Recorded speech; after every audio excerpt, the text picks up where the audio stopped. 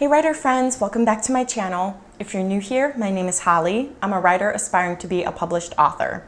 And in today's video, I will be doing the Hocus Pocus writing tag. This tag was created by Destiny Murtaugh and Kim Chance, and I was tagged to do this by Jesse Elliott, so I will link all of their channels down below so you can check them out.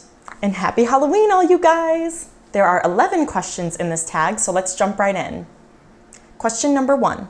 Sarah, Mary, and Winifred Sanderson. Being a witch is hard, but so is writing. If you had magical witchy powers, what aspect of writing or what part of the process would you magically skip over? This one's a no-brainer for me, and that is the developmental edit stage. Like, once I have that first draft written out, I am so happy, and I'm like, it's perfect, and then I realize, no, it's not perfect. I still have to go back and write and maybe delete a lot of words that I have written, and then I have to rewrite those words. And that is not very fun. Implementing those changes is extremely daunting for me. I would much rather be doing line-by-line edits and prettying up my prose and making my sentences and paragraphs more concise. I don't like doing all of the huge major rewrites. Question number 2, Max and Dani. What relationships tend to be at the core of your books? Friends, family, romance? So always a little bit of everything. There's always a little bit of family, a little bit of friends, and a little bit of romance. I feel like I am pretty good with being even through all that. And then also the other thing is like self-discovery. I feel like I always have a little bit of that in all of my novels. Question number 3, Amuck, Amuck, Amuck. How do you approach the chaos that is drafting? Are you a plotter, a pantser, or a combo of both? So I not recently, but this past year or so, I realized that I was a pantser and I wasn't a plotter. Looking through my outline for the Celestial Code, all I did was use the 3-act structure and the 27 beat sheet. And that was like 2 pages long. I know some people have pages and pages of outlines and they're like, my outline is 50,000 words. And I'm like, oh, mine's only 2 pages long. Like, I really do have the bare bones of the novel, and while I'm drafting, I'm able to link and connect those scenes together, and I kind of find that fun. Maybe someday I'll be a little more nitty-gritty with my outlines, but right now I feel like it's working for me. Question number 4, I put a spell on you. How do you deal with book ideas? Oh wait, I put a spell on you. Okay. How do you deal with book ideas that want to pull your focus from your main work in progress? That is so easy for me, because when I start a novel, I am so excited to work on that manuscript, and any other little ideas that come about, I'm like, well, that's exactly what I have. This tiny little idea. Like, I just worked hard working on this outline, coming up with character development, working on world building, magic rules, doing all of this research, doing all of this work that why would I then go and do that again? It just doesn't make sense to me. Like, I never have that shiny new book idea. I'm always just like, ooh, I have an idea. Let me tuck that away. So I always just add that to my closet journal. I will link that up in the cards and also down below if you haven't checked out that video. But so I add that to my closet journal for safekeeping, and I keep those ideas. And then when I finish my novels and want to come up with a new idea, then I have that at the ready.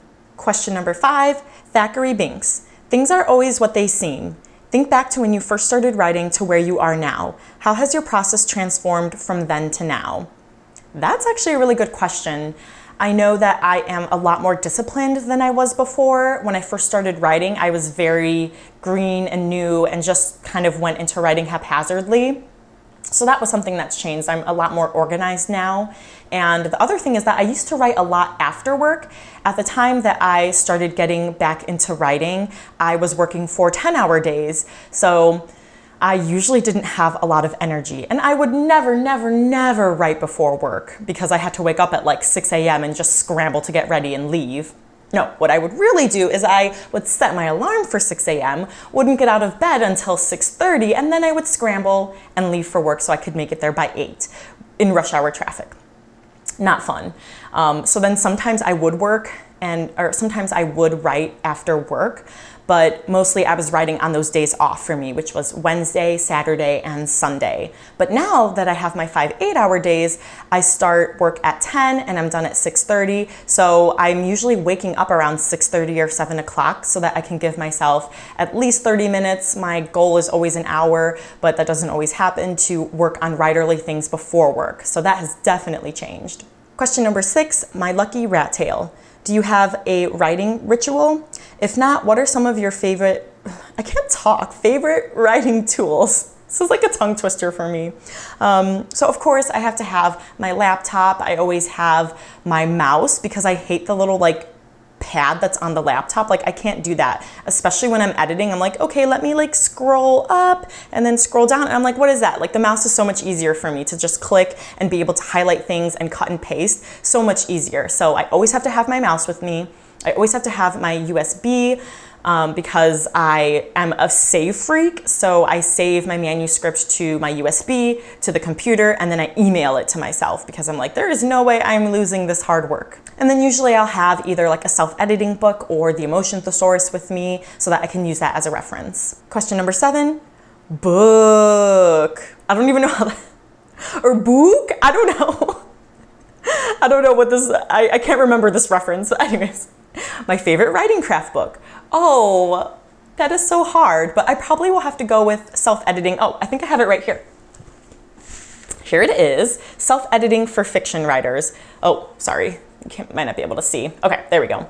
Yeah, self-editing for fiction writers, How to Edit Yourself into Print by Rennie Brown and Dave King. This is the 2nd edition, but I loved this book so much because it really is so comprehensive with doing self-edits. I know I did want to come out with more writing craft book recommendations and also like on my editing process and ways to self-edit. So if you would like to see those videos, please leave me a comment down below. I'm not sure where everyone is in their writing process, if they're working on drafting or editing, and I want to try to cater my videos to you guys. So let me know down below because I will come out with those videos if you want. Question number 8, another glorious morning. Do you enjoy writing in the morning or do you prefer the evening, like Winifred? As I said before, now I am a morning writer. I used to be more of an evening writer, and I'm also an afternoon narwhal, so sometimes I will write during my lunch break at work and in the afternoon because sometimes I just need to just kind of get the zombie out in the morning and just veg, especially on Saturdays. Like I feel like I'll wake up, like Saturdays or Sundays, I'll wake up and it's like, oh my God, I don't have work. I need to be productive. And then I'm like, oh my gosh, like, well, I was just working all week. Like, I'm tired. So I'll watch a Netflix show, I'll veg on social media for a little bit, and then I'll get back to writing. Question number 9, the black flame candle. What's one of the biggest mistakes you've made so far in your writing journey? Or what's the biggest lesson you've learned? The biggest lesson I've learned is to not give up and to always keep writing, because I've seen people that are stuck on the same manuscript.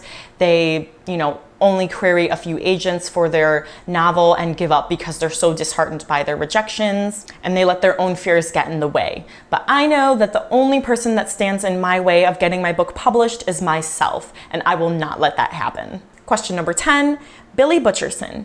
What's a trope that most people hate but you love and would like to see come back from the dead? I know some people don't like love triangles, but I always love me some love triangles. I have written love triangles in my fanfics before. Actually, probably like every fanfic I had a love triangle. I love that thing, but I haven't had any in any of my recent novels. But whenever I do read it, I just love it. Like, it's good. It's just like juicy. I love it. And lastly, question number 11, Come Little Children. Songs that give you a hypnotic focus when writing. Your favorite songs on your writing playlist.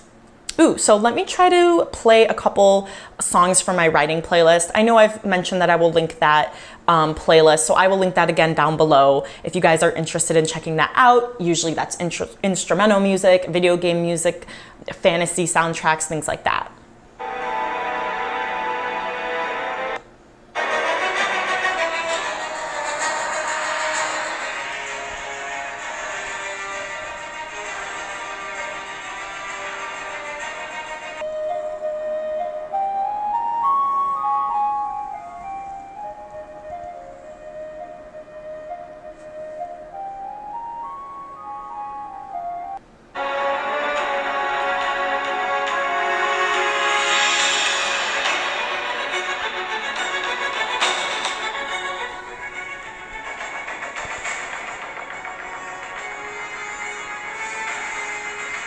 All right, you guys, so that's it for this tag. I don't know if anyone will do this after Halloween. If you are interested, then I tag you. Otherwise, I will see you guys in the Hocus Pocus world next year. Please leave me a comment down below if you have seen Hocus Pocus, what you're gonna be for Halloween, and any answers to the questions that were listed. Please give this video a thumbs up to support my channel, and I will see you guys next time. Bye.